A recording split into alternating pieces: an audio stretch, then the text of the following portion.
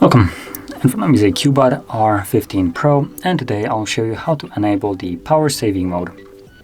And to get started, let's pull down the notification panel, extend it, and you should find the power saving mode somewhere here, and it looks like it's right here, battery saver.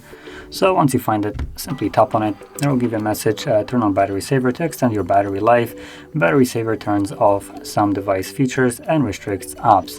Now, in other words, because this is fairly vague what it does, as one of the more important ones at least that I would consider, is it will disconnect you from Wi-Fi and mobile network when the device goes to sleep, meaning that when it's not being used, so when you lock it, after about 10 seconds, it's considered to be sleeping or so. I'm not exactly sure on the time, but basically when it's locked like this, after a given time, it's just gonna disconnect from Wi-Fi and mobile data, just to save on battery. And that will cause you to not get notifications that will be associated with actually internet access. So for instance, Facebook, Twitter, all that stuff will not be giving you any kind of updates till you interact with the device again.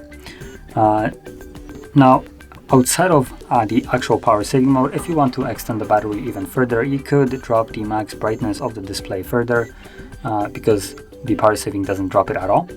And reducing it by just half, for instance, will give you about an hour to 2 hour battery life, if not more. Now this will vary depending on the devices. Here we don't really have an idea of how much it gives me, but I am most certain that it does extend the battery life further. And outside of that, you could also disable toggles that you don't use. So if you have, for instance, Bluetooth enabled, mobile data, location, if you don't use those, simply turn them off as they are right now turned off for me. And that will also extend your battery a little bit further. But that being said, that is how you would enable the power saving mode here. And if you found this very helpful, don't forget to hit like, subscribe, and thanks for watching.